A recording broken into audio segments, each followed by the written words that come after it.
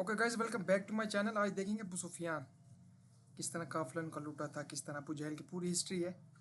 देखते हैं, रिएक्ट करते हैं इस चीज़ पे। अबू सुफियान शाम से एक काफिला जिसमें 50,000 सोने के सिक्के और हर किस्म का माल मौजूद था लेकर मक्का जा रहा था। लेकिन दरमियान में एक बहुत बड़ा मसला था। मक्का पहुंचने के लिए उसको मदीना के पास से गुजरना लाजमी था और मदीना में मुसलमान इस काफिले को लूटने के लिए तैयार बैठे हुए थे। तो अबू सुफियान ने सोचा कि क्यों ना, एक मिनट, मुसलमान काफिला लूट रहे थे, मुसलमान कैसे काफिला लूट सकते हैं, और वो भी रमजान के महीने में। असल में बदर की जंग से 1 साल पहले जब मुसलमान मक्का से हिजरत करके मदीना गए थे तो वो अपने साथ कुछ भी लेकर नहीं गए थे सिवाय उन कपड़ों के जो उन्होंने पहने हुए थे। मक्का वालों ने इनको गुस्सा दिलाने के लिए इनकी सारी चीजें, जमीनें, घर सब बेच दिए थे। और ये वो काफिला था जिसमें बहुत सारा सामान वो था जो मक्का के मुसलमानों से लूटा गया था। तो मुसलमान लूट नहीं रहे थे बल्कि अपने से लूटे हुए सामान का बदला ले रहे थे। तो अबू सुफियान, इस काफिले का हेड, इस टेंशन में था कि अगर वो इस रास्ते से गया तो मुसलमान तो उसको छोड़ेंगे नहीं। तो उसने अपना रास्ता बदला और मक्का एक खत भिजवाया कि मक्का वाले फुल स्पीड इस काफिले की मदद के लिए पहुंचे। तो वो बंदा जैसे ही मक्का पहुंचा उसने काबा के पास जाकर अपने ऊंट के कान और नाक काट दिए और अपने कपड़े फाड़कर जोर जोर से मदद के लिए चीखने लगा। ये उस जमाने में उनका इमरजेंसी दिखाने का एक रिवाज था। मुसलमान फौज ऑलरेडी काफिले को रोकने के लिए निकल चुकी थी। अबू जहल ने उस कासिद से पूछा, कितने आदमी थे?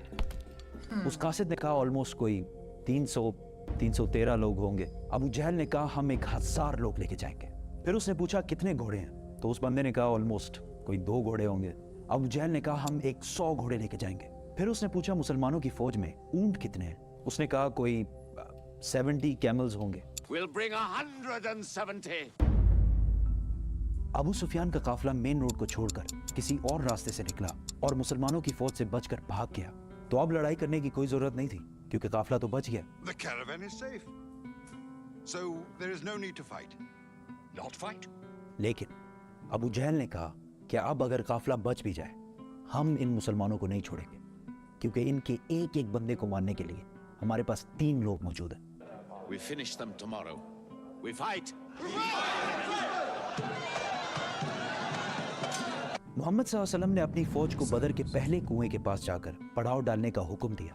तो एक सहाबी ने आकर पूछा, या रसूलल्लाह, ये जगह आपने अल्लाह के कहने पे चूज की है या मशवरे से?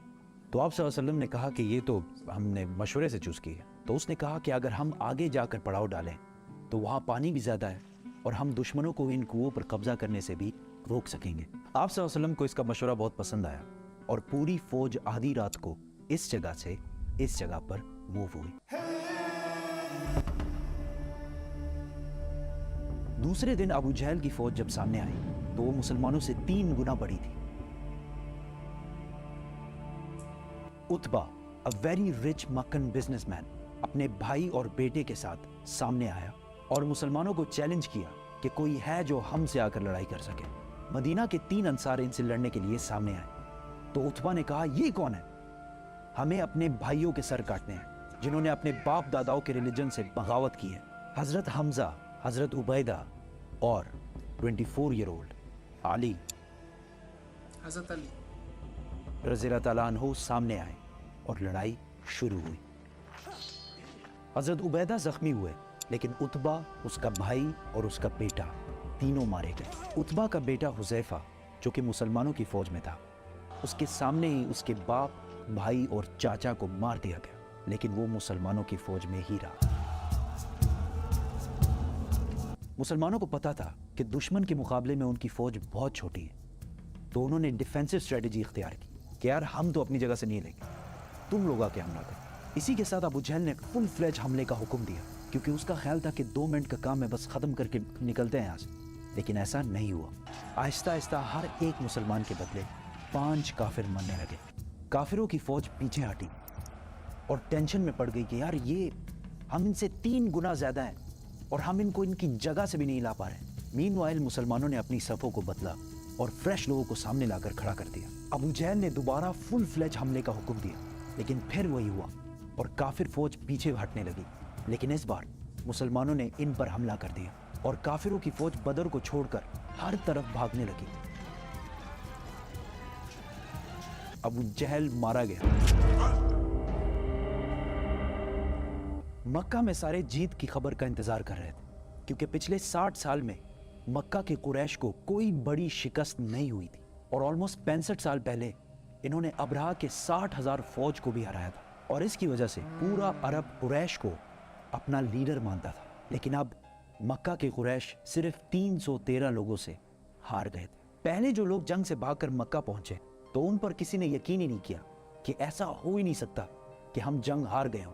लेकिन आहिस्ता आहिस्ता उन्हें समझ आने लगी कि वो ये जंग और पूरे अरब में अपनी इज्जत हार चुके हैं। एक मशहूर वेस्टर्न हिस्टोरियन लिखते हैं कि जंग बदर से पहले अरब मोहम्मद को एक कमज़ोर आदमी समझते थे, जिसको अपने ही लोगों ने निकाल दिया था और वो दूसरों से मदद मांगता फिरता। लेकिन जंग बदर के बाद मोहम्मद एक बादशाह और मिलिट्री इंजीनियर्स के तौर पर पूरे अरब में मशहूर हो गया, क्योंकि उन्होंने अपने से 3 गुना बड़ी फौज को हरा कर दिखाया था। जीत की खबर लेकर जब मुसलमान मदीना पहुंचे तो हर तरफ खुशी और सेलिब्रेशंस चल रही थी। लेकिन जैसे ही रसूलुल्लाह सल्लल्लाहु अलैहि वसल्लम अपने घर में दाखिल हुए तो उनको पता चला कि उनकी बहुत ही प्यारी बेटी रुकैया, जिससे वो बहुत प्यार करते हैं, कुछ ही दिन पहले फौत हो चुकी है। इस बात से रसूलुल्लाह सल्लल्लाहु अलैहि वसल्लम को बहुत दुख हुआ, लेकिन मुसलमानों की खुशी और सेलिब्रेशंस जारी रखने के लिए उन्होंने अपने गम का जिक्र किसी से भी नहीं किया। और ये सेलिब्रेशन ज़्यादा देर चल भी नहीं सकती थी, क्योंकि इस बार अबू सुफियान ने पूरे अरब से 3000 की फौज जमा करके मुसलमानों से बदला लेने की तैयारी शुरू कर दी थी। They are gathering. Every young man with a sword is on his way to Mecca. 313 1000 के बराबर। हालांकि अगर वैसे देखा जाए 313 और 1000 नामुमकिन है अगर फाइट हो तो आज के दौर में, लेकिन उस टाइम ईमान था, अल्लाह की मदद थी। अच्छी वीडियो थी। बाकी आप अपना कमेंट में बताओ। मिलते हैं नेक्स्ट वीडियो के साथ, तब तक के लिए अल्लाह हाफ़िज़।